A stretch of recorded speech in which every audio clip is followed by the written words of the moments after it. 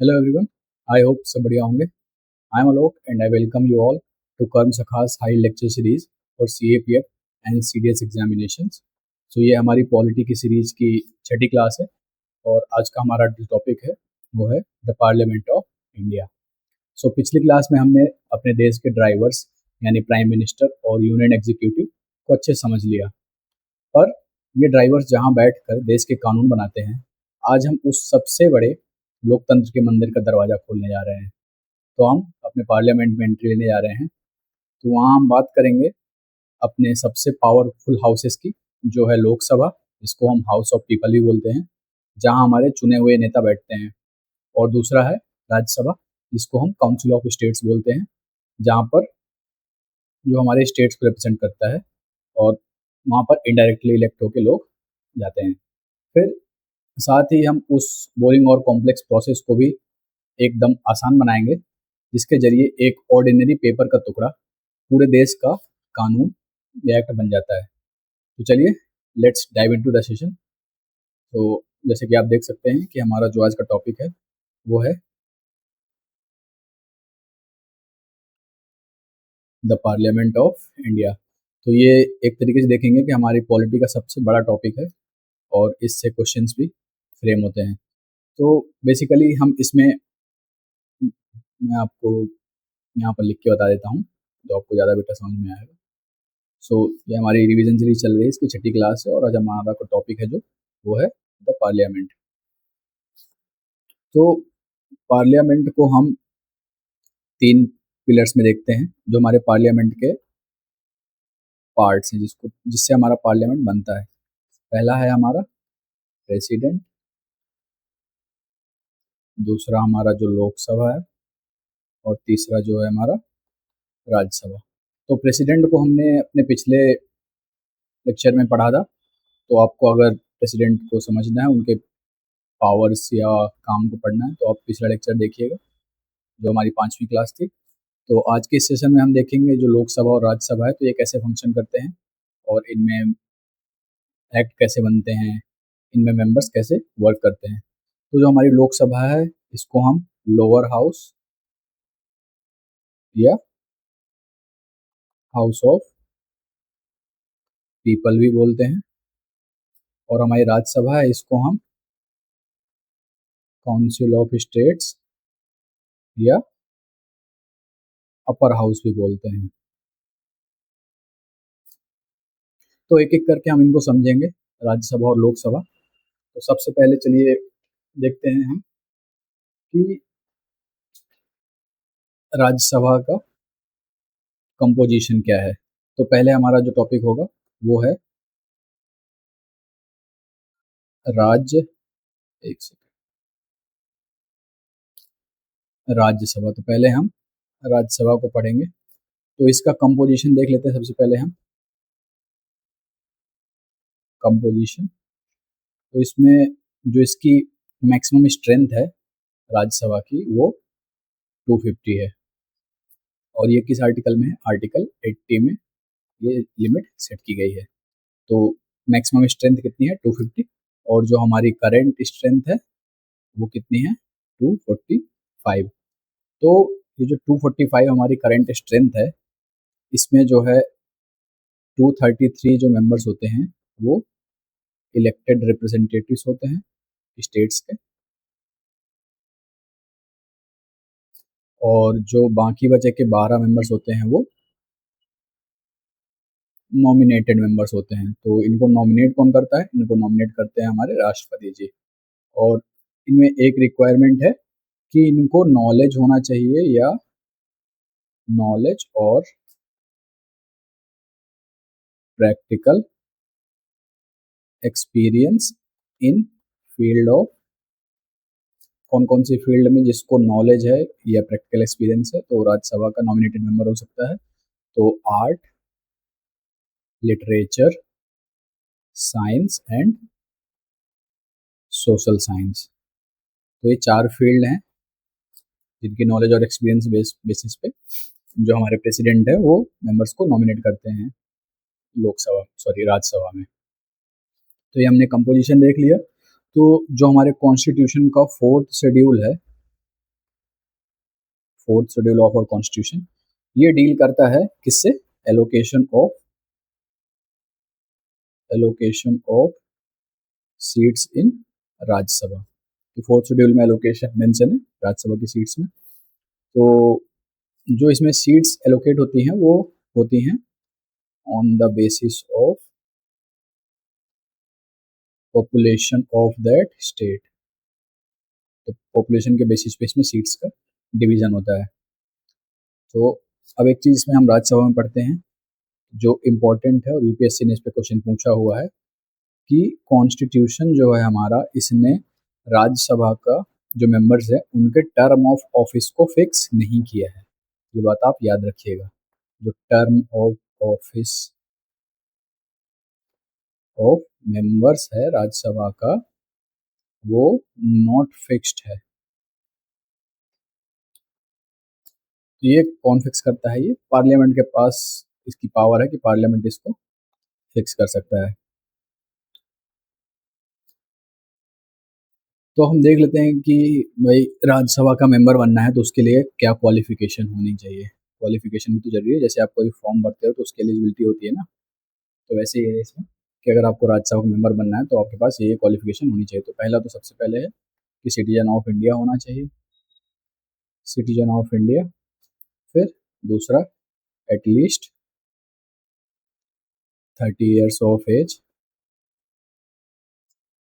तीसरा इसमें ही should not hold office of profit. तो ऑफिस ऑफ प्रॉफिट जो है वो नहीं होल्ड करना चाहिए।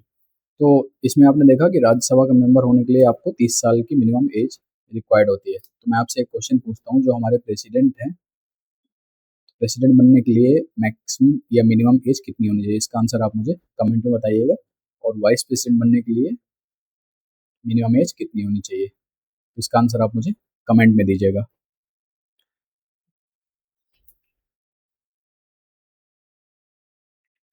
तो ये था हमारा राज्यसभा का क्वालिफिकेशन हो गया, हमने देख लिया, कंपोजिशन देख लिया, और मैंने फोर्थ शेड्यूल बता दिया आपको कि ये मेंशन है। जो यहाँ पर देखते हैं हम,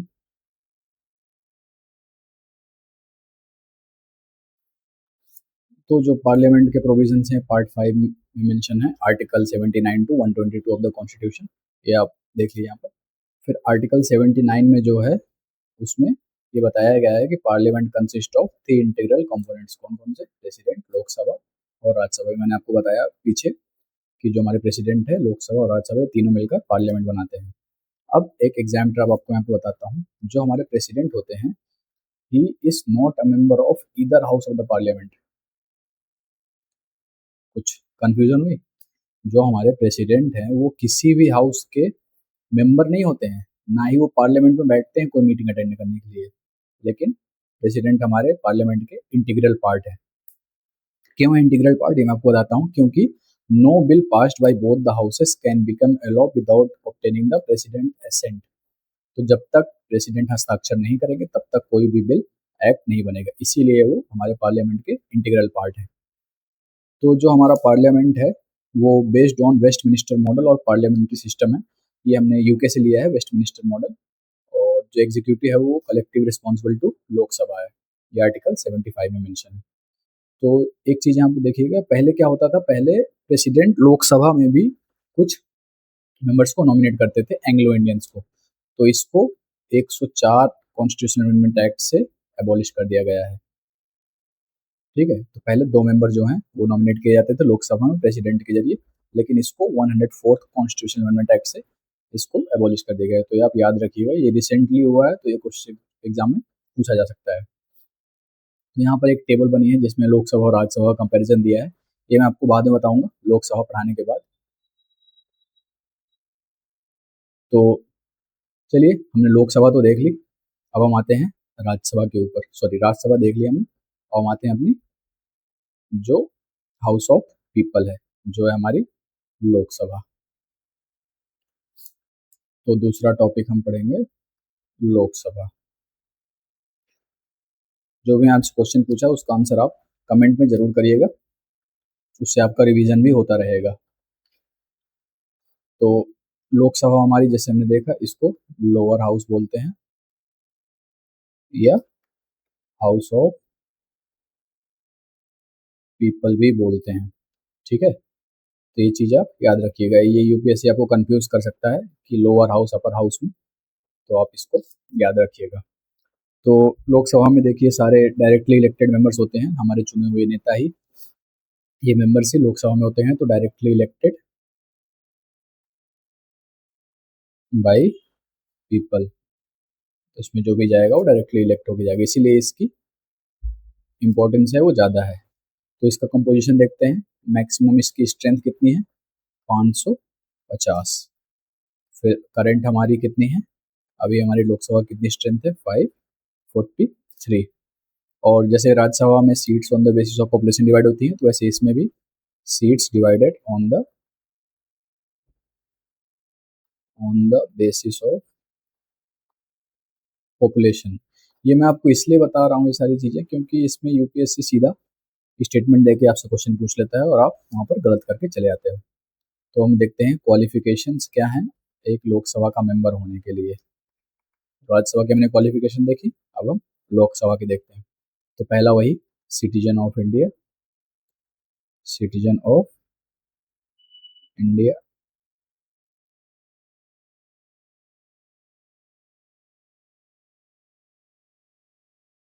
फिर दूसरा एटलीस्ट 25 ईयर्स ऑफ एज, और तीसरा registered as an elector in any parliamentary constituency. ठीक है, आई होप आपको समझ में आ रहा होगा जो भी मैं लिख रहा हूँ, थोड़ा राइटिंग मेरी अच्छी नहीं है तो आप उससे थोड़ा सा कॉम्प्रोमाइज़ कर लीजिएगा, बट आई होप मैं आपको समझा पा रहा हूँ। तो ये हमने लोकसभा का देख लिया कि लोकसभा हमारी क्या कॉम्पोजिशन है उसका और क्या उसका क्वालिफिकेशन है। तो हमारी लोकसभा जो होती है, हमारी लोकसभा आपने देखा होगा हमारे स्पीकर होते हैं लोकसभा में, राइट। अभी हमारे करंट स्पीकर कौन है, श्री ओम बिरला जी, ये हमारे स्पीकर ऑफ लोकसभा हैं करंट में। तो स्पीकर का एक बहुत ही इंपॉर्टेंट रोल होता है, ये हम पढ़ेंगे। तो सबसे पहले तो आप ये देखिए कि जैसे हम पढ़ते हैं कि प्राइम मिनिस्टर को ये वो दिलाता है, प्रेसिडेंट को ये वो दिलाता है, तो स्पीकर को जो है स्पीकर नो ओथ, ये मैं अलग से इसलिए लिख रहा हूँ क्योंकि ये एक तरीके का देख सकते हैं आप ट्रैप है कि स्पीकर हमारा ओथ ही नहीं लेता है। आपको भी सुनकर थोड़ा अजीब लगा होगा, आपने पहले नहीं पढ़ा है, बट ये है तो आप इसको याद रखिएगा। फिर हम देखते हैं कि ही इज इलेक्टेड, स्पीकर होता कौन है, कहाँ से इलेक्ट होकर आता है, elected from amongst the members of the house. तो लोकसभा के अंदर से ही हमारे स्पीकर इलेक्ट होते हैं, और इनके जो इलेक्शन की डेट होती है वो कौन डिसाइड करता है, ये एक एक फैक्ट आपको याद रखना है, डायरेक्टली इससे क्वेश्चन पूछा जाता है। इलेक्शन डेट हमारे प्रेसिडेंट डिसाइड करते हैं। तो जब तक लोकसभा चलती है तब तक ये ऑफिस में रहते हैं, और ये हमारे हेड होते हैं, he is the head of Lok Sabha. जो हमारे हाउस के लीडर होते हैं वो कौन होते हैं, हमारे प्राइम मिनिस्टर होते हैं, लेकिन हेड ऑफ लोकसभा कौन होते हैं, स्पीकर होते हैं। तो ये आप कंफ्यूज मत होइएगा, या याद रखिएगा। ठीक है, तो ये हमारे और क्या होते हैं, final interpreter of the provisions of constitution, constitution के प्रोविजन के ये फाइनल इंटरप्रेटर भी होते हैं। अब ये देखिए कि हम देखते हैं कि इनके वोट कैसे पड़ता है। इनके पास जो है ये फर्स्ट इंस्टेंस वोट नहीं करते हैं, ये सिर्फ कास्टिंग वोट होता है इनके पास। कास्टिंग वोट मतलब मैंने आपको बताया था प्रेसिडेंट जब पढ़ाया था कि अगर 50-50 हो जाए वोटिंग में तो ये अपना वोट डालते हैं। फिर इसके बाद हम देखते हैं कि जो जॉइंट सिटिंग होती है, joint sitting of parliament of both the houses कह सकते हैं, ऑफ बोथ हाउसेस। इसको कौन प्रिसाइड करता है? Presided bye speaker. Presided bye speaker. तो यहाँ पर आप अगर प्रेसिडेंट देख के सही कराएंगे तो गलत हो जाएगा, हमारे स्पीकर प्रिसाइड करते हैं ज्वाइंट सिटिंग को। ठीक है, और मैं आपको यही बता देता हूँ कि ये जो है हमारे ये ऑर्डर ऑफ प्रेसिडेंस में कहाँ पर आते हैं? 7th रैंक पे आते हैं। 7th rank in order of presidents with CJI। जो हमारे चीफ जस्टिस है उनके साथ इनकी रैंक होती है। स्पीकर बहुत ही एक इम्पोर्टेंट ऑफिस है और इससे क्वेश्चंस बार बार पूछे गए हैं, तो इसलिए आप इसको बहुत ध्यान से पढ़िएगा। और किसके किसके चेयरमैन होते हैं? बिजनेस एडवाइजरी कमेटी और रूल्स कमेटी और किसके? General purpose committee. तो ये 3 कमेटी हैं। तो अगर इनके जो है हेड कौन होते हैं? हमारे स्पीकर होते हैं इनके हेड। ठीक है, ये चीज़ें आप याद रखिएगा स्पीकर के बारे में। एक और चीज़ देख लेते हैं, स्पीकर का रिमूवल कैसे होता है? Removal of speaker. तो इनका रिमूवल जो है, इनको पहले तो 14 डेज का एडवांस नोटिस देना चाहिए, मिलना चाहिए। 14 डेज एडवांस नोटिस अगर आपको रिमूव करना है। तो जो रेजोल्यूशन होता है रिमूवल का, वो आपका majority of all the members of Lok Sabha से पास होगा, तभी वो रेजोल्यूशन पास होगा। और इस टाइम पे जब इनके पास कास्टिंग वोट होता है वो नहीं होता है। At the time when the removal motion is in the house, तो वो कास्टिंग वोट नहीं डाल सकते हैं, वो पार्ट ले सकते हैं मीटिंग्स में, वहाँ बोल सकते हैं, और he can vote in first instance. तो ये आपको याद रखना है, यहाँ पर भी थोड़ा सा आप कंफ्यूज हो सकते हैं और आप फंस सकते हैं स्टेटमेंट में। तो ये हमारे स्पीकर के कुछ प्रोविजंस थे, ये आप याद कर लीजिएगा, मैं कहूँगा सिर्फ पढ़ने से नहीं होगा। फिर ये हमने देखिए राज्यसभा पढ़ लिया, हमने लोकसभा पढ़ लिया। अब मैं आपको यहाँ कंपैरिजन टेबल में समझा देता हूँ, एक बार रिवीजन भी हो जाएगा हमारा। तो देखिए कॉन्स्टिट्यूशनल आर्टिकल क्या है? लोकसभा का हमारा 81 है, राज्यसभा का 80 है। नेचर, जो हमारी लोकसभा है वो टेम्परेरी है, subject to regular dissolution after every 5 year और अर्लियर बाय द प्रेसिडेंट। तो हमारी लोकसभा है ये हर 5 साल में डिसॉल्व होती है, लेकिन हमारा जो राज्यसभा है ये परमानेंट हाउस है, नॉट सब्जेक्ट टू डिसोल्यूशन। मतलब ये कभी डिसॉल्व नहीं होता है, बट इसके जो 1/3 मेंबर्स हैं दे रिटायर एवरी सेकेंड ईयर।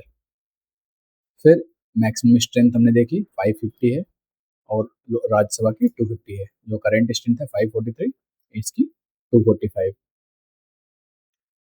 फिर नॉमिनेटेड मेंबर्स हम देखेंगे।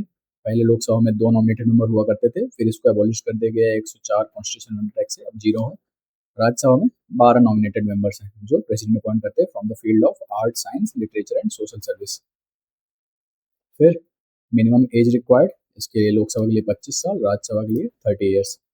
Electoral system, direct election via first past the post system. जैसे हम नॉर्मल चुनाव जो होते हैं हमारे, वो लोकसभा के होते हैं। राज्यसभा के जो चुनाव होते हैं वो इनडायरेक्ट इलेक्शंस होते हैं via proportional representation by single transferable vote. फिर जो इलेक्टोरेट होता है हमारा जो लोकसभा का, तो any registered citizen above the age of 18 plus can vote. और यहाँ पर एक चीज़ आप नोटिस करिएगा कि जो हमारी वोटिंग एज है वो 61st कॉन्स्टिट्यूशन अमेंडमेंट एक्ट से रिड्यूस करी गई थी फ्रॉम 21 टू 18। और जो हमारे राज्यसभा के हैं उसमें वोट कौन डालते हैं? Elected members of state legislative assembly. केवल एमलीज, जो एमएलसीज हैं वो वोट नहीं डालते हैं। तो ये आप याद रखिएगा, डिस्क्वालिफिकेशन है, ये मैं आपको बाद में पढ़ाऊंगा। तो चलिए आपने दोनों पढ़ लिया, देखिए लोकसभा भी पढ़ लिया, राज्यसभा भी पढ़ लिया, दोनों का कंपैरिजन टेबल यहाँ पर दिया हुआ है, आप इस पीडीएफ से रिवीजन कर सकते हैं। इसका लिंक आपको डिस्क्रिप्शन में मिल जाएगा, आप वहाँ से पीडीएफ डाउनलोड कर सकते हैं। तो अब हम आते हैं अपने नेक्स्ट टॉपिक पे, जो है हमारा डबल मेंबरशिप। अबे डबल मेंबरशिप क्या होता है? देखिए डबल मेंबरशिप मतलब अगर आपके पास दोनों हाउसेस की मेंबरशिप है, तो जो हमारा रिप्रेजेंटेशन ऑफ पीपल एक्ट है जो 1951 में आया था, ये कहता है कि ए member can not be a person can not be A member of both houses at the same time. मतलब कोई भी व्यक्ति दोनों हाउस का member at the same time नहीं हो सकता है। तो फिर आपने देखा हो कई बार लोग दो दो सीटों से चुनाव लड़ते हैं और राज्यसभा के मेंबर हो जाते हैं, कभी लोकसभा के हो जाते हैं, तो किसी एक का ही रह सकते हैं, या तो किसी एक सीट से रह सकते हैं या किसी एक हाउस से रह सकते हैं, दोनों हाउसेस में नहीं रह सकते हैं। तो बाई चांस अगर कोई मेंबर है जो दोनों हाउसेस में इलेक्ट हो गया है, ठीक है, he is elected in both the houses, so he should opt for his seat of his choice in 10 days। 10 दिन के भीतर उसको अपनी चॉइस की सीट चुननी होगी, नहीं तो उसकी जो राज्यसभा की सीट है वो वैकेंट हो जाती है। ठीक है, तो अगर बाई चांस मान लीजिए कोई पर्सन है जो लोकसभा का मेंबर बन गया, राज्यसभा में इलेक्ट हो गया, तो उसको 10 दिन के अंदर अपनी सीट डिसाइड करनी होगी, भाई मुझे किस सीट पर रहना है, नहीं तो उसकी राज्यसभा की सीट वैकेंट हो जाएगी। और अब मान लीजिए अगर कोई एक सिटिंग मेंबर है, मान लीजिए लोकसभा का कोई एक मेंबर है जो राज्यसभा में इलेक्ट होकर चला जाता है, तो उसकी जो लोकसभा की सीट है वो वैकेंट हो जाती है। फिर हम देखते हैं अगर भाई कोई एक ही हाउस में, मान लीजिए लोकसभा में कोई एक पर्सन है जो 2 सीट्स पे इलेक्ट हो गया, तो भाई इनको अपनी एक सीट चुननी होगी, नहीं तो दोनों सीटें इनकी चली जाएंगी, तो both the seats become vacant. समझे? ये 3 चीजें हैं, आप याद रखिएगा थोड़ा, ये छोटी छोटी चीजें हैं बट एग्जाम में इनसे डायरेक्ट क्वेश्चन आता है।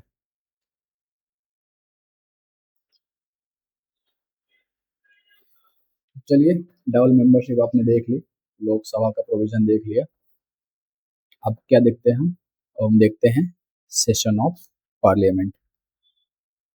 हम देखेंगे सेशन ऑफ द पार्लियामेंट। तो ये पार्लियामेंट जो है हमारा, इसके 2 सेशंस के बीच में जो मैक्सिमम गैप होता है दैट कैन बी 6 months। मतलब हमारी जो पार्लियामेंट है वो should meet at least twice a year, यही आपको याद रखना है। अब 3 सेशन होते हैं। पहला सेशन है हमारा बजट सेशन, फिर हमारा आता है मॉनसून सेशन, फिर हमारा आता है विंटर सेशन। 3 सेशन होते हैं हमारे पार्लियामेंट में। बजट सेशन आपका ये फरवरी टू मई तक रहता है, फिर मॉनसून सेशन जुलाई से सितंबर तक रहता है, और हमारा विंटर सेशन है ये नवंबर दिसंबर में होता है। तो ये 3 सेशन है हमारे पार्लियामेंट के। अब एक चीज़ आप यहाँ पर देखिएगा कि अगर कोई हाउस, मान लीजिए कोई एक पर्सन है जो हाउस मेंबर ऑफ लोकसभा है, तो अगर वो लोकसभा से for 60 days without permission of the presiding officer, without permission of the presiding officer absent है, ठीक है, तो उसकी सीट जो है वो वैकेंट हो जाती है। तो किसी भी हाउस में आप 60 days से ज़्यादा विदाउट परमिशन एब्सेंट नहीं रहनी चाहिए, नहीं आपकी सीट जो है वो वैकेंट हो जाएगी। अब हम देखते हैं जो हमारे पार्लियामेंट के सेशन होते हैं, इनको जो है समन और प्रोरोगेव, ये कौन करते हैं हमारे, ये हमारे प्रेसिडेंट करते हैं। समन मतलब होता है जब असेंबली स्टार्ट होती है तो पहला जो सेशन होता है उसको प्रेसिडेंट समन करते हैं, और प्रोरोगेव मतलब होता है डिसॉल्व कर देना है, खत्म कर देना। फिर जो एडजर्न होता है उस ये कौन करता है, ये हमारे प्रिसाइडिंग ऑफिसर करते हैं। प्रिसाइडिंग ऑफिसर मतलब speaker in case of Lok Sabha and chairman in case of Rajya Sabha. तो देखिए, एक होता है एडजर्नमेंट, एक होता है एडजर्नमेंट साइन डाई। तो इन दोनों में क्या मतलब है, देखिए इसमें थोड़ा कंफ्यूजन रहता है बच्चों को, मैं यहाँ पर आपको सिंपल लैंग्वेज में बता देता हूँ।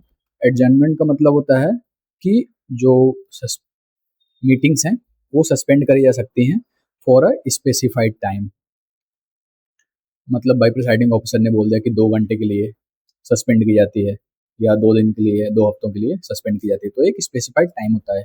लेकिन अगर एडजर्नमेंट साइन डाई हो रहा है तो ये होता है इनडेफिनिट पीरियड के लिए, समझे? तो ये डिफरेंस है दोनों में। एडजर्नमेंट साइन डाई अगर हो रहा है तो वो इनडेफिनिट पीरियड के लिए होगा, मतलब इसमें एक तरीके से कह सकते हैं ये जो पार्लियामेंट का सेशन है, it terminates the session of parliament, session of parliament, जो हमारा एडजर्नमेंट साइन डाई होता है। ठीक है, आई होप आपको समझ में आया होगा। चलिए अब एक चीज़ और देखते हैं, जो हमारी लोकसभा है, ये मैंने आपको बताया कि ये डिसॉल्व हो जाती है, ठीक है, एवरी 5 ईयर। पहले भी हो सकती है, प्रेसिडेंट इसको डिसॉल्व कर सकते हैं, अगर प्राइम मिनिस्टर इसको रेकमेंड करते हैं डिसोल्यूशन ऑफ लोकसभा तो प्रेसिडेंट कर सकते हैं, बट यूजुअली जो है 5 ईयर्स में लोकसभा डिसॉल्व होती है। तो अगर लोकसभा डिसॉल्व होती है तो इसका इफेक्ट ऑन बिल्स, मतलब कोई बिल है जो असेंबली में पास हुआ पड़ा है, लोकसभा में राज्यसभा में, तो उस पर क्या इफेक्ट पड़ता है। तो जो अगर मान लीजिए बिल जो है वो लोकसभा में पेंडिंग है, मतलब या तो राज्यसभा से ओरिजिनेट हुआ है, वहां से पास होकर लोकसभा में आ गया है, तो वो लैप्स हो जाता है, मतलब वो फिर उसको दोबारा पास कराना पड़ेगा राज्यसभा से। तो a bill pending in Lok Sabha lapses whether originated और transmitted to it by Rajya Sabha. फिर दूसरा, a bill passed by Lok Sabha but pending in Rajya Sabha lapses, तो मान लीजिए लोकसभा से बिल पास हो गया है, राज्यसभा में पेंडिंग है, तो ये भी लैप्स कर जाएगा, ठीक है। लेकिन अगर प्रेसिडेंट ने नोटिफाई किया है किसी बिल के लिए जॉइंट सिटिंग, तो वो लैप्स नहीं होगा। या तो बिल अगर राज्यसभा में पेंडिंग है, मतलब लोकसभा में पहुंचा ही नहीं है, सिर्फ राज्यसभा में ओरिजिनेट हुआ है और अभी पेंडिंग है, तो वो लैप्स नहीं होगा। फिर अगर दोनों हाउसेस ने किसी बिल को पास कर दिया है, बट जो है उसमें प्रेसिडेंट की असेंट जो है वो पेंडिंग है, तो वो बिल भी लैप्स नहीं होगा। तो ये थे कुछ इफेक्ट जो लोकसभा के डिसॉल्व होने पे बिल्स में पड़ते हैं।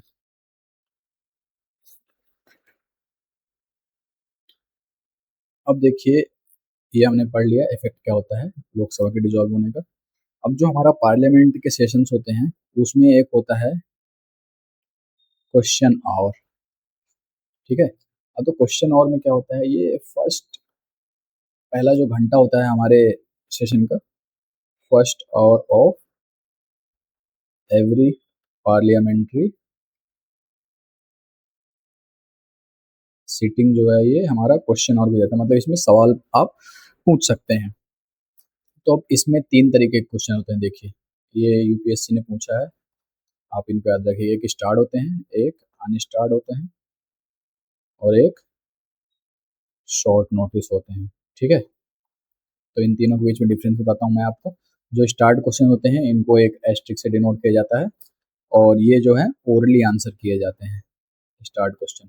सप्लीमेंट्री क्वेश्चंस भी अलाउड होते हैं, देखिए जो ओरली आंसर किए जाएंगे वो सप्लीमेंट्री क्वेश्चन उसमें अलाउड होते हैं, ठीक है। जो अनस्टार्ड होते हैं ये रिटर्न में आंसर किए जाते हैं, और जो सप्लीमेंट्री है वो नॉट अलाउड होता है। फिर जो शॉर्ट नोटिस क्वेश्चन है ये ओरली आंसर किए जाते हैं ये भी, और ये 10 दिन का नोटिस दे के, मतलब आपको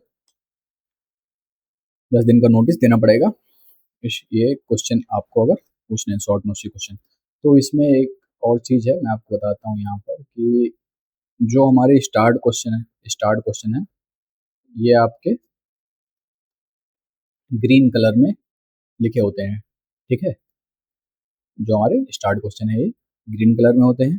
फिर जो हमारे अनस्टार्ट क्वेश्चन होते हैं ये वाइट में रहते हैं। फिर हमारे जो शॉर्ट नोटिस क्वेश्चन है ये एक तरीके से देखेंगे आप लाइट पिंक में रहते हैं, तो ये थोड़ा मैजेंटा या डार्क पिंक हो गया, बट लाइट पिंक में रहते हैं, तो ये आप याद रखिएगा कि इनका कलर क्या होता है, ये एग्जाम में पूछ सकता है यूपीएससी।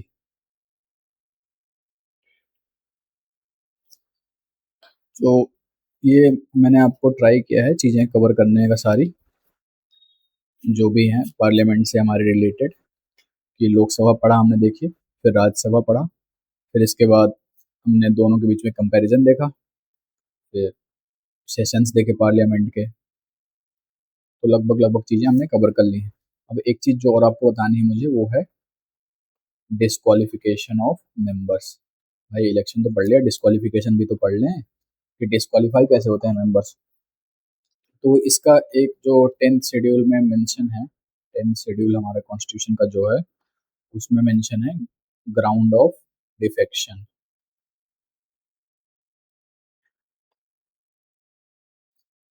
मतलब डिफेक्शन एक होता है, उससे भी आप डिस्क्वालीफाई हो सकते हैं। अभी डिफेक्शन का मतलब क्या होता है मैं आपको बताता हूँ। देखिए, तो अगर आप मान लीजिए किसी पॉलिटिकल पार्टी से आपने टिकट लेके आप किसी हाउस में मेंबर बन गए हैं, लेकिन अगर आप उस पॉलिटिकल पार्टी की मेंबरशिप आप वॉलेंटरी दे देते हो, गिव अप कर देते हो, तो आप डिस्क्वालीफाई हो जाओगे।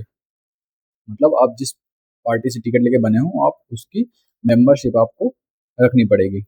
फिर दूसरा, अगर मान लीजिए कोई पर्सन है वो एब्सटेन करता है या किसी पार्टी के डायरेक्शन के अगेंस्ट में वोट करता है, तो वो भी डिस्क्वालीफाई हो सकता है।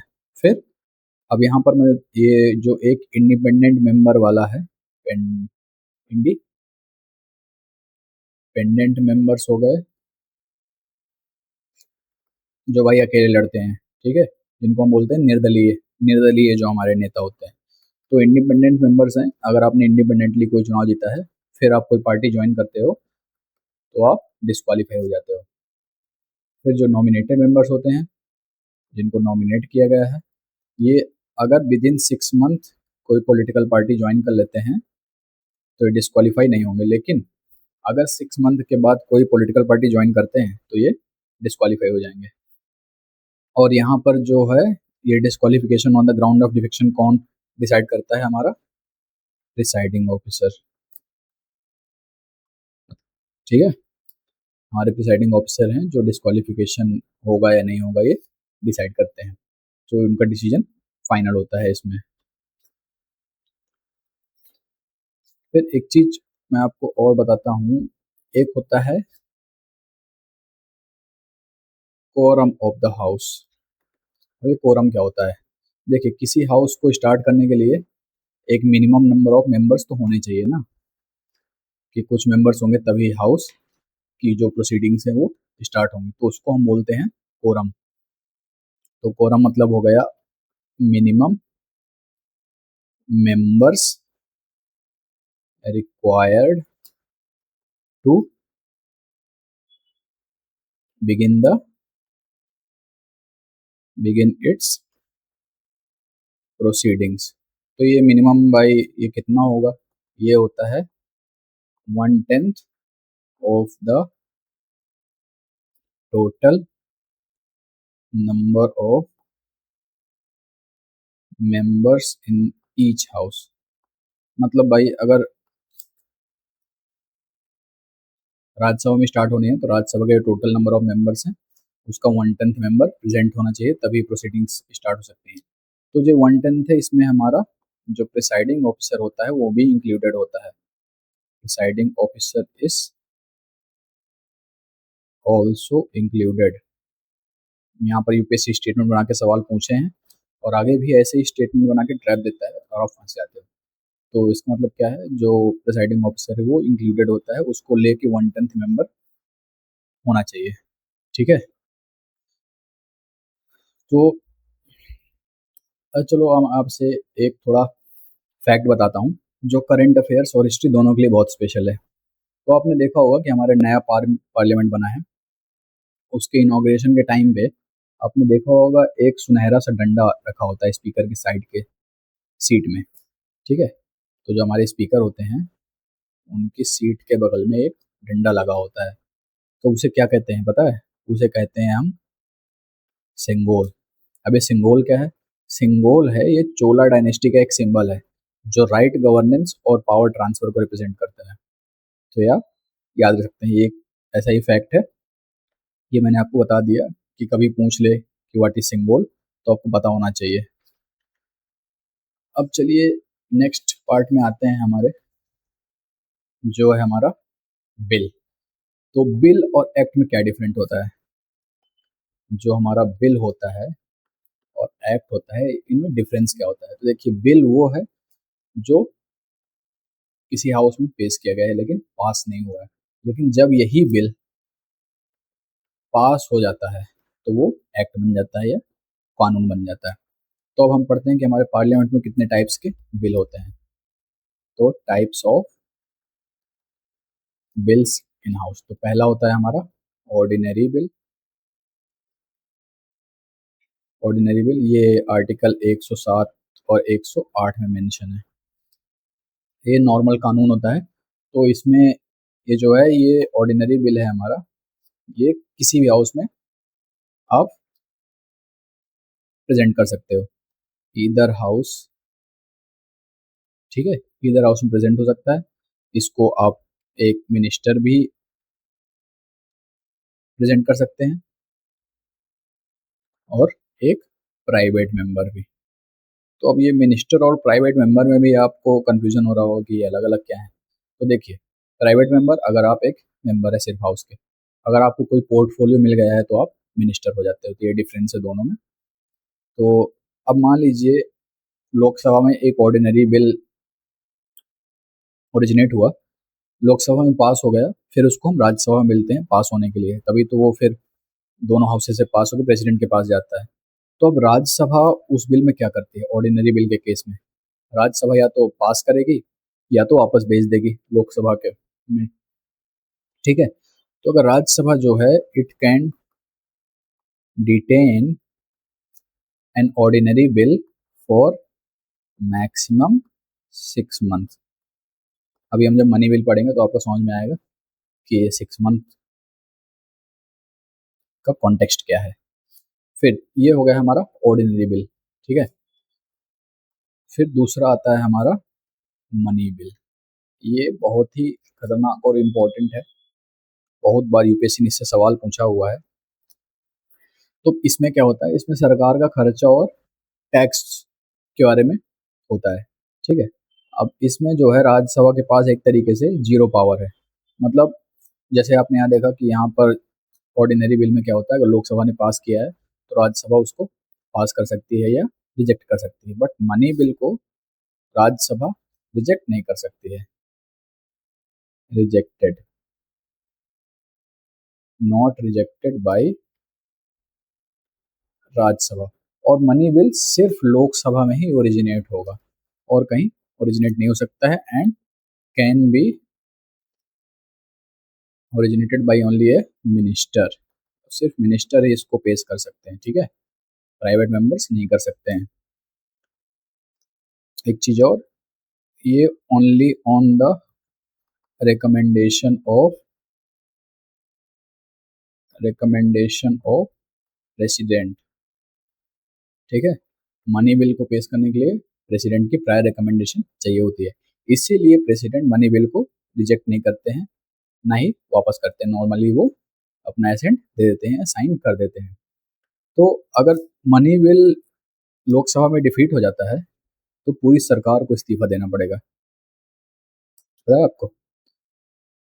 अगर मनी बिल गवर्नमेंट ने पेश किया और वो पास नहीं हो पाया तो पूरी सरकार को रेजिग्नेशन देना पड़ेगा, ठीक है।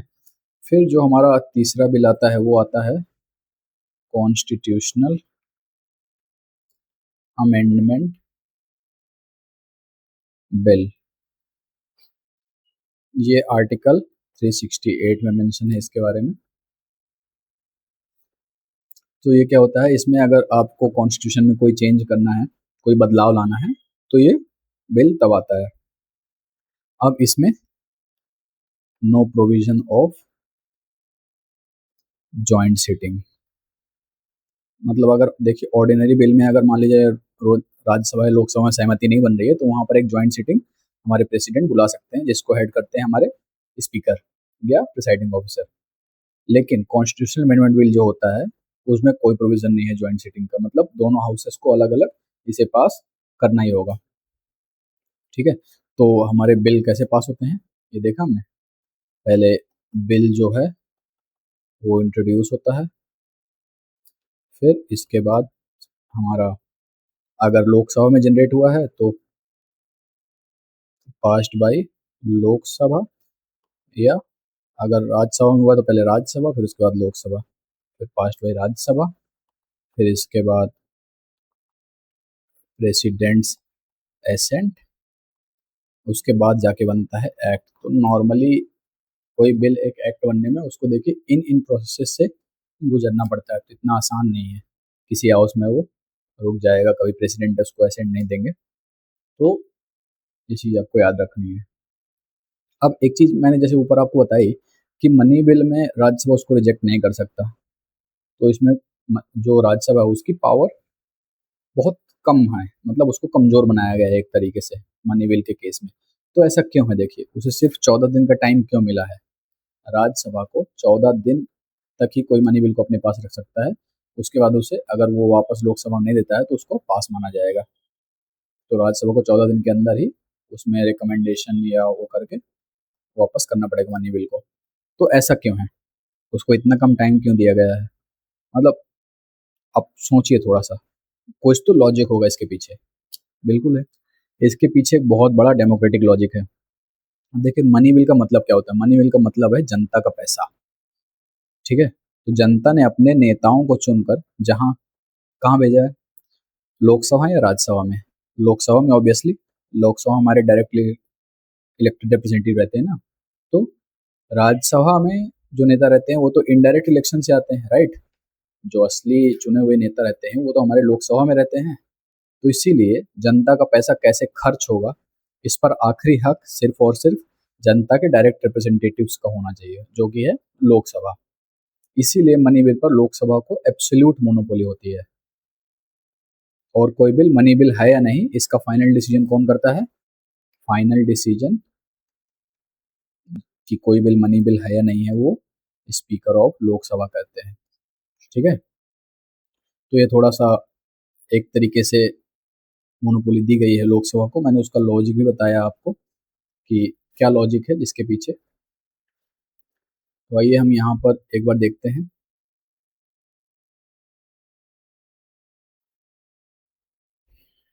मैंने आपको ये टेबल बताई, फिर इसके बाद मैंने यहाँ पर डिस्क्वालिफिकेशन भी बताया कि कॉन्स्टिट्यूशनल ग्राउंड है जो आर्टिकल 102 में मेंशन है,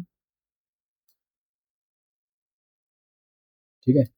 कि अगर he holds any office of profit any under central government और स्टेट गवर्नमेंट तो वो डिस्क्वालीफाई हो सकते हैं। फिर if he is declared to be of unsound mind by a competent court, undischarged solvent है, वो इनसॉल्वेंट है। फिर if he is not a citizen of India और has voluntary acquired foreign citizenship और is under acknowledgement of allegiance to foreign state. तो ये constitutional ground है जिनके बेसिस पे कोई मेंबर डिस्क्वालीफाई हो सकता है। फिर स्टैट्यूटरी ग्राउंड है कुछ, जो रिप्रेजेंटेशन ऑफ पीपल एक्ट 1951 में मेंशन है कि मतलब कोई भी मेंबर जो है वो 2 या 2 से ज़्यादा साल के लिए कन्विक्ट नहीं होना चाहिए किसी ऑफेंस के लिए, ठीक है? Must not have been convicted of an offence resulting in imprisonment of 2 और मोर ईयर्स। मतलब वो 2 या 2 साल से ज़्यादा जेल में नहीं होने चाहिए किसी ऑफेंस के लिए। अगर ऐसा है तो वो डिस्क्वालीफाई हो जाते हैं। तो ये स्टैट्यूटरी ग्राउंड है, कॉन्स्टिट्यूशनल ग्राउंड नहीं है, आप ये ध्यान रखिएगा। ये एक एक्ट से ये प्रोविजंस बनाए गए हैं। फिर दूसरा है must not have failed to lodge an account of election expense with the legally prescribe time frame. मतलब अपने इलेक्शन जो एक्सपेंसेस होते हैं उनका एक अकाउंट जो है वो उनको देना होता है एक फिक्स टाइम फ्रेम में, तो अगर वो नहीं देते हैं तो वो डिस्क्वालीफाई हो सकते हैं। फिर जो मैंने आपको 10 शेड्यूल बताया, एंटी डिफेक्शन लॉ जिसको बोलते हैं, तो ये कौन से अमेंडमेंट एक्ट से आया था? ये 52nd कॉन्स्टिट्यूशन अमेंडमेंट एक्ट से आया था 1985 से। तो मैंने आपको पीछे बताया था कि जो हमारा 10 शेड्यूल है वो मेंशन करता है ग्राउंड फॉर डिफेक्शन। तो मैंने आपको बताया था कि if you voluntary gives up membership of political party on whose ticket the member was elected, voluntary abstain और फ्रॉम वोटिंग और वोट अगेंस्ट पार्टी विप और direction without obtaining prior permission. फिर जो इंडिपेंडेंट मेंबर्स होते हैं, निर्दलीय नेता होते हैं, वो अगर कोई पॉलिटिकल पार्टी ज्वाइन कर लेते हैं आफ्टर इलेक्शन तो वो डिस्क्वालीफाई हो सकते हैं। फिर जो नॉमिनेटेड मेंबर्स होते हैं वो अगर कोई पॉलिटिकल पार्टी ज्वाइन कर लेते हैं आफ्टर 6 मंथ तो वो डिस्क्वालीफाई हो सकते हैं। मतलब विद इन 6 मंथ वो कोई पॉलिटिकल पार्टी ज्वाइन कर सकते हैं, बट आफ्टर 6 मंथ नहीं, अगर करते हैं तो वो डिस्क्वालीफाई हो जाते हैं। फिर मैंने आपको बताया डिसाइडिंग अथॉरिटी कौन होती है, कि एंटी डिफेक्शन लॉ के लिए कौन डिसाइड करेगा कि ये मेंबर डिस्क्वालीफाई हो रहे हैं नहीं हो रहे हैं, तो वो होते हैं हमारे presiding officer. In case of Lok Sabha he is speaker, in case of Rajya Sabha he is the chairman. तो हमारे चेयरमैन कौन होते हैं? हमारे चेयरमैन होते हैं vice president. Vice president is the ex officio chairman of Rajya Sabha. But उनका जो डिसीजन है इस सब्जेक्ट टू जुडिशियल रिव्यू। ये कौन से केस से आया? कि वो तो होलोवन केस है, बहुत फेमस केस है, जिससे ये बताया गया कि जो लोकसभा और राज्यसभा के स्पीकर है या प्रिसाइडिंग ऑफिसर्स हैं, जो ये बताते हैं कि मेंबर डिस्क्वालीफाई होंगे नहीं, it is subject to judicial review. Supreme court इसमें देख सकता है कि वो सही डिसीजन ले रहे हैं या नहीं। फिर एक यहाँ पर हम मैप देख लेते हैं, जो मैंने आपको बताया। ऑर्डिनरी या कॉन्स्टिट्यूशन अमेंडमेंट बिल जो है वो can be originated in either house of the parliament, Lok Sabha और Rajya Sabha. Requires passage in both the houses. Deadlock होता है तो जॉइंट सिटिंग होती है। ऑर्डिनरी बिल के केस में no joint sitting allowed for constitutional amendment bill. ये बात आप बहुत बढ़िया से याद रखिएगा और समझ लीजिएगा। फिर मनी बिल आता है, article 110, can only originate in the Lok Sabha, can be send to Rajya Sabha for recommendation. 14 दिन की लिमिट है उसके पास। इसका लॉजिक मैंने आपको बताया पीछे ऐसा क्यों है, इसका लॉजिक क्या है। फिर राज्यसभा कैन नॉट अमेंड और रिजेक्ट, मतलब उसमें कोई बदलाव या उसको ठुकरा नहीं सकती है। It can only suggest changes. फिर Lok Sabha hold supreme authority to accept और रिजेक्ट द सजेशन। तो मतलब राज्यसभा ने अगर कोई सजेशन दिया है मनी बिल के रिगार्डिंग, तो लोकसभा के पास पूरी पावर है, उसको रिजेक्ट कर सकती है या एक्सेप्ट कर सकती है। ठीक है। फिर ये यहाँ पर भी एक कंपैरिजन टेबल है तीनों बिल्स के लिए, तो ये आप देख लीजिएगा। मैं आपको पीडीएफ प्रोवाइड करा दूंगा, आप इससे रिवाइज कर सकते हैं शॉर्ट में। तो यहाँ पर ऑर्डिनरी बिल है, ये मनी बिल है, ये कॉन्स्टिट्यूशन अमेंडमेंट बिल है। मैंने आपको बता भी दिया है कि ये ओरिजिन का है, लोकसभा में होता है। प्रेसिडेंट की रिकमेंडेशन ऑर्डिनरी बिल में रिक्वायर्ड नहीं होती है, मनी बिल में मैंडेटरी होती है, कॉन्स्टिट्यूशन अमेंडमेंट बिल में नॉट रिक्वायर्ड। कौन इंट्रोड्यूस कर सकता है? Minister of private member. Money bill को only minister, constitution amendment bill को मिनिस्टर ऑफ प्राइवेट मेंबर। फिर वोटिंग मेजोरिटी, किस मेजोरिटी से पास होते हैं? सिंपल मेजोरिटी से पास हो जाते हैं ऑर्डिनरी बिल। जो हमारे मनी बिल है simple majority of members present in voting. जो हमारे कॉन्स्टिट्यूशन अमेंडमेंट बिल है वो स्पेशल मेजोरिटी लगती है उनको। स्पेशल मेजोरिटी क्या होता है? 2/3 of the members of house and 50% of the members present and voting, ये होती है स्पेशल मेजोरिटी। फिर राज्यसभा की पावर देखिए, ऑर्डिनरी बिल के केस में इक्वल पावर है, मनी बिल के केस में 14 दिन तक होल्ड कर सकते हैं, बट अमेंड और रिजेक्ट नहीं कर सकते हैं। कॉन्स्टिट्यूशनल अमेंडमेंट बिल के में इक्वल पावर है, अगर डेडलॉक हुआ तो डिफीट द बिल। इसमें कोई जॉइंट सेटिंग का प्रोविजन नहीं है, मैंने आपको पीछे भी बताया है। तो नीचे भी यहाँ मेंशन है, जॉइंट सेटिंग का प्रोविजन ऑर्डिनरी बिल में है, 108 मेंशन है, मनी बिल में नहीं है, कॉन्स्टिट्यूशनल अमेंडमेंट बिल में नहीं है। प्रेसिडेंट की असेंट, प्रेसिडेंट का क्या ऑप्शन है? ऑर्डिनरी बिल को अप्रूव कर सकते हैं, रिजेक्ट कर सकते हैं और return for reconsideration to the house. Money bill के केस में अप्रूव और reject but can not return for reconsideration. जो प्रेसिडेंट है वो हमारे मनी बिल को रिकंसिडरेशन के लिए नहीं वापस भेज सकते, या तो वो एक्सेप्ट करेंगे या तो रिटर्न कर देंगे, रिजेक्ट कर देंगे सॉरी। फिर कॉन्स्टिट्यूशनल अमेंडमेंट जो बिल है हमारा, इसमें प्रेसिडेंट को एक्सेंट देनी ही पड़ेगी। ये 24th कॉन्स्टिट्यूशन अमेंडमेंट एक्ट से इसको मैंडेटरी बना दिया गया है। तो यहाँ पर कुछ जैसे अब हमने देखे लोकसभा तो थोड़ा पावरफुल है राज्यसभा से ज़्यादा, तो भाई ऐसा नहीं है, राज्यसभा के पास कुछ एक्सक्लूसिव पावर्स हैं, वो हम यहाँ पर देखेंगे क्या क्या है। आर्टिकल 249 में power to pass a resolution authorising the parliament to legislate on subject in the state list in the national interest. मतलब राज्यसभा पार्लियामेंट को एक रेजोल्यूशन पास कर सकती है to make laws on state list. अगर स्टेट लिस्ट में कोई act बनाना है स्टेट लिस्ट के किसी सब्जेक्ट में, तो उसके लिए राज्यसभा के पास पावर है। फिर आर्टिकल 312, आर्टिकल 312 के अंदर ऑल इंडिया सर्विसेज का प्रोविजन है, तो इसके लिए एक रिकमेंडेशन दे सकती है और रेजोल्यूशन पास कर सकती है टू क्रिएट वन और more knew all India services. ठीक है। एक्सक्लूसिव पावर ऑफ लोकसभा मैंने आपको बताई थी। No confidence motion, no confidence motion क्या होता है कि अगर अपोजिशन पार्टी को ये लग रहा है कि जो रूलिंग पार्टी है उसके पास मेजोरिटी नहीं है, तो वो ये मोशन पास करते हैं, और अगर ये मोशन पास हो जाता है तो सरकार गिर जाती है और सबको रिजाइन करना पड़ता है। तो यहाँ पर बताया गया it can be introduce debated and passed in the Lok Sabha, but हाँ ये सिर्फ लोकसभा में ही पास होता है नो कॉन्फिडेंस मोशन। लेकिन एक यहाँ पर थोड़ा सा ट्रैप है कि जो नो कॉन्फिडेंस मोशन होता है ये लोकसभा में इंट्रोड्यूस होता है और लोकसभा में ही पास होता है, लेकिन जो मेंबर्स हैं सरकार में या काउंसिल ऑफ मिनिस्टर में, तो वो राज्यसभा के भी अगर कुछ मेंबर्स काउंसिल ऑफ मिनिस्टर में हैं तो उनको भी रिजाइन करना पड़ेगा। ये यहाँ पर थोड़ा सा ट्विस्ट है, तो आप याद रखिएगा। If pass the entire council of minister must collectively resign. फिर मनीवेल के केस में लोकसभा में मैंने आपको बता ही दिया क्या क्या पावर्स हैं। जॉइंट सीटिंग का प्रोटोकॉल आर्टिकल 108 में है। Summoned exclusively by president president bye speaker of Lok Sabha. In the events of speaker absence, अगर स्पीकर एब्सेंस है तो कौन प्रिसाइड करेगा? Deputy speaker of Lok Sabha. और अगर ये भी एब्सेंट है तो डिप्टी चेयरमैन ऑफ राज्यसभा। तो समझ रहे हैं आप? स्पीकर, फिर डिप्टी स्पीकर ऑफ लोकसभा, फिर इसके बाद direct deputy chairman of Rajya Sabha, मतलब चेयरमैन ऑफ लोकसभा इसको प्रिसाइड नहीं करते हैं। ऐसा क्यों? क्योंकि he is not recognised as a member of either house of the parliament. तो ये आप याद रखिएगा। यहाँ पर यूपीएससी आपको बता सकता है कि in the absence of deputy speaker of Lok Sabha who presides the joint sitting. तो अगर वहाँ पर आपने चेयरमैन ऑफ राज्यसभा टिक कर दिया तो आपका गलत हो जाएगा। Chairman of Rajya Sabha never presides the joint sitting of parliament. ठीक है, तो ये था हमारा आज का सेशन। आई होप आपको चीज़ें पढ़ने में मज़ा आया होगा और समझ में आया होगा कि हमारा पार्लियामेंट वर्क कैसे करता है और वहाँ कैसे कानून बनते हैं। ठीक है, मैंने ट्राई किया आपको किस पार्लियामेंट की काफ़ी सारी चीज़ें आपको बताऊं। कंपैरिजन टेबल मैंने लोकसभा राज्यसभा की यहाँ पर दी हुई है, फिर यहाँ बिल्स की कंपैरिजन टेबल है, तो आप उसको देख सकते हैं अच्छे से। यहाँ से आप रिवाइज कर सकते हैं।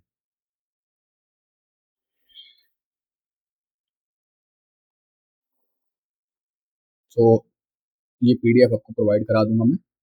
सो आई होप आपको थोड़ा समझ में आया होगा। हमने पार्लियामेंट डिस्कस किया इस सेशन में और हमने संसद की पूरी चरखी को घुमा कर देख लिया है कि कैसे नेता बैठते हैं, कैसे देश के कानून पास होते हैं। पर अगर पार्लियामेंट कोई ऐसा कानून बना दे जो हमारे फंडामेंटल राइट्स को तबाह कर दे, तो उसे चेक करने के लिए तीसरा सबसे बड़ा अंपायर खड़ा है। तुम्हारे जो थर्ड अंपायर हैं, जुडिशियरी, जिसमें हम हाई कोर्ट और सुप्रीम कोर्ट होते हैं, उसको हम नेक्स्ट मॉड्यूल में पढ़ने वाले हैं। तो देखेंगे कैसे वो हमारे कानून की रक्षा करते हैं। So that's all for today guys. और to test if you actually mastered this topic, you can take the premium mock test. I will provide the link for mock test in the description box, and also you can download this PDF from the Karm Sakha's official website. The link for the PDF will be provided in the description box. So thank you all for today's session. Next session में हम judiciary पढ़ेंगे जो interesting होने वाला है, क्योंकि यहाँ आपने कानून बनना तो सीख लिया कैसे होता है, लेकिन उस कानून की प्रोटेक्शन कौन करता है, कैसे करता है, ये भी एक मज़ेदार टॉपिक है। तो मज़ा आने वाला है। नेक्स्ट सेशन में मिलते हैं, तब तक पढ़ते रहिए और रॉक करते रहिए। See you next class. Thank you and जय हिंद।